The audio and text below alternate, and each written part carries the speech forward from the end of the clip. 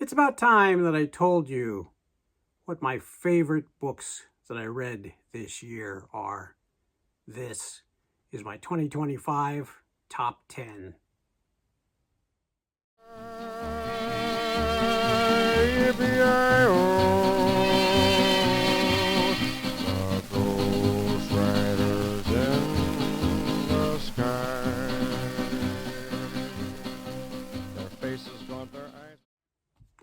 Hello, my fellow readers. My name is Greg, and this is Ghost Readers in the Sky.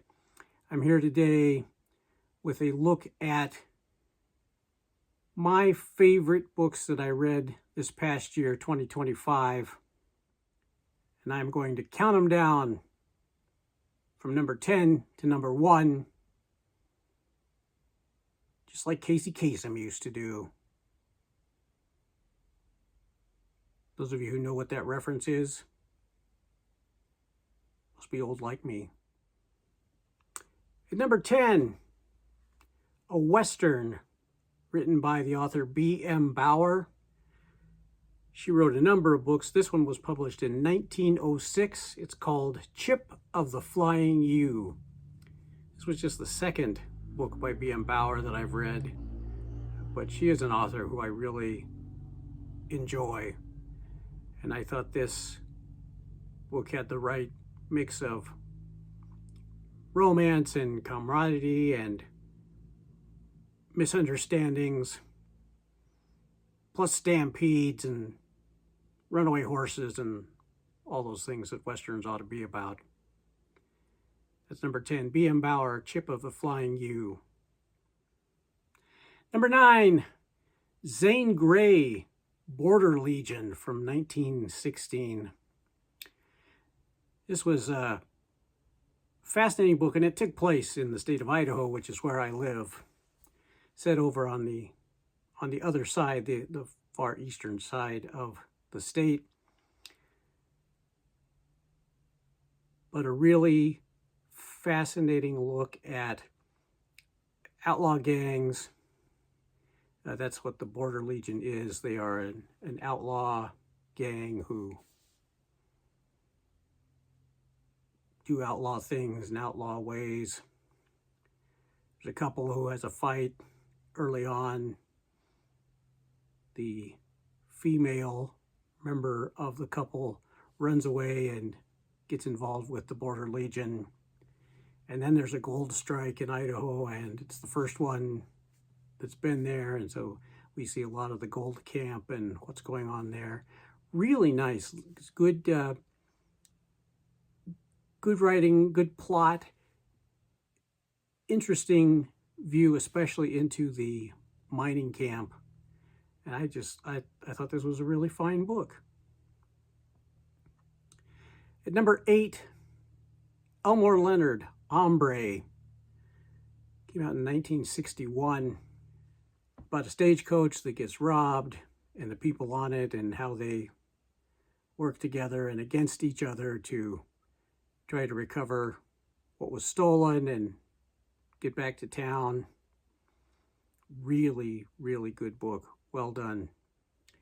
At number 7, Josephine Tey, who is an author who I had not read anything from before, and I read The Daughter of Time.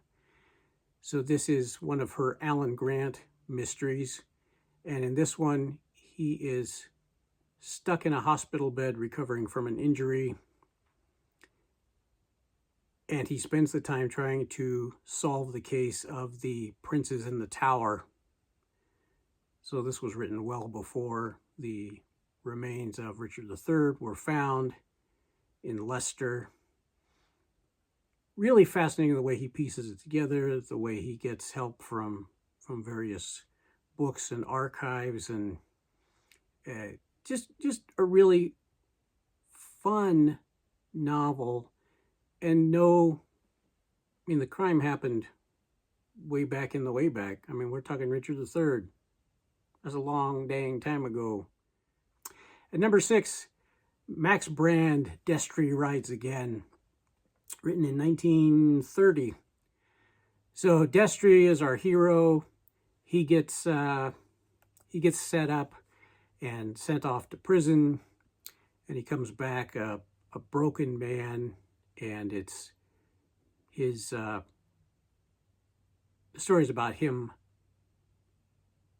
fighting his way out of the depression that was caused by prison, and it takes some really great turns plot-wise.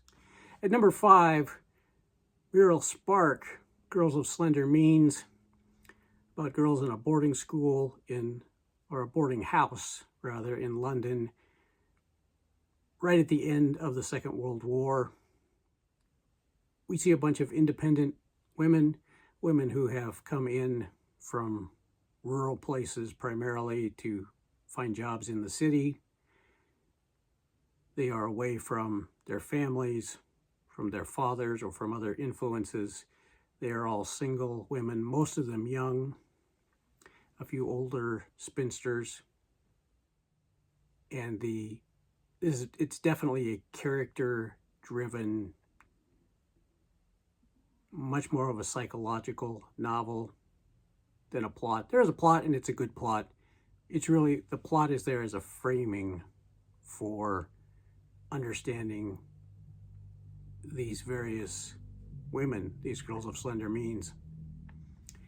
At number 4, Willa Cather, Death Comes for the Archbishop. This was the first novel by Willa Cather that I've ever read. I've read a lot of her short stories, and I'm planning to read many of her novels. Death Comes for the Archbishop is historical fiction. It was written in 1927, but it's really looking back at the 1840s and some of the earliest Catholic missions in the American West, primarily in Arizona, New Mexico, a little bit into Colorado.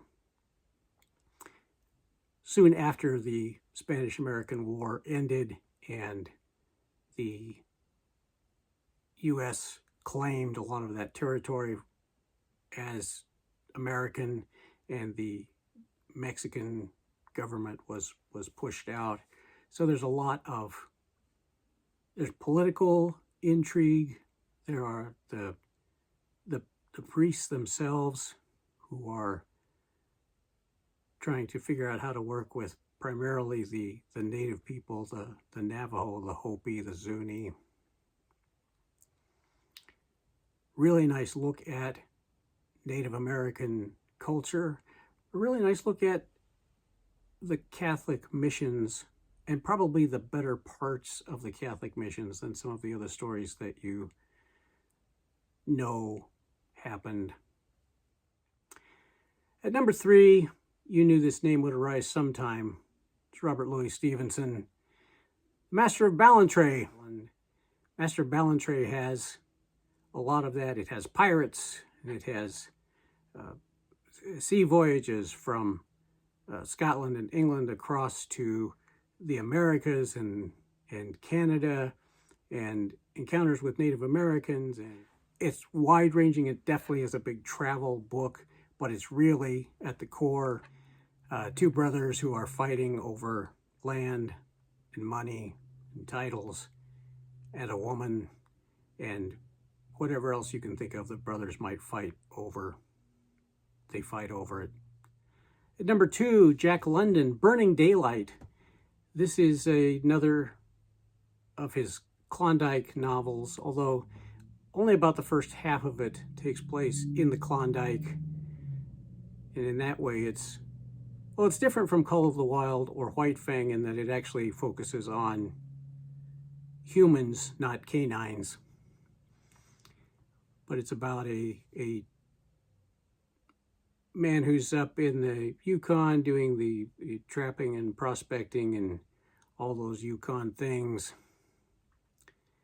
And then he makes a lot of money in the gold strikes and moves to San Francisco. And kind of the second half of the book is showing him trying to be a businessman in San Francisco and in the larger U.S. economy. And this is all when was this written? 1910. Capitalism does not come out well in this book, and that's good. It talks about Oakland as it was just getting started, and some other parts of the Bay Area, which are now large population centers. And it talks about those places when they were still basically farmland or empty. And number one, some of you will know this, that is Waverly by Walter Scott. Walter Scott's writing historical fiction, looking back approximately 60 years before he wrote this novel to the Second Jacobite Rebellion and the Battle of Culloden and Bonnie Prince Charlie. It's about an English soldier who is pulled over into the side of the Scots, the side of the Highlanders, and how he switches sides and how he switches allegiances and why. And there's some romance, there's a lot of action, there's political commentary. Yeah, so there we go. My 10 favorite books. But in general, I think these 10 will remain some of my favorite books. And certainly these authors, Walter Scott, Jack London, Robert Louis Stevenson, Willa Cather, Max Brand, Zane Grey, these people are going to stay on my favorite writers list for a very long time. And I look forward to reading all of them in 2026, along with a bunch of new, unexplored territory and perhaps some rereads. Yeah, there will be rereads. Thanks very much for tuning in today. I'm glad you joined me for this little countdown. And I hope that you've maybe found something that sounds interesting to you that you'll try to pick up in the coming year or two. If you've read any of these, I'm happy to talk about them anytime, because it's one of the joys of reading is being able to talk about what you've read with other people. Well, thank you for watching this video. Thanks for watching to the end. Some of you may have just looked at the timestamps and jumped ahead to number 1. That's okay. I'm just happy that you're here and sharing some time with me and listen to me talk about books, and we can talk about books together. And until next time, my fellow readers, my name is Greg, and this is Ghost Readers in the Sky. Yippee-yi-yi.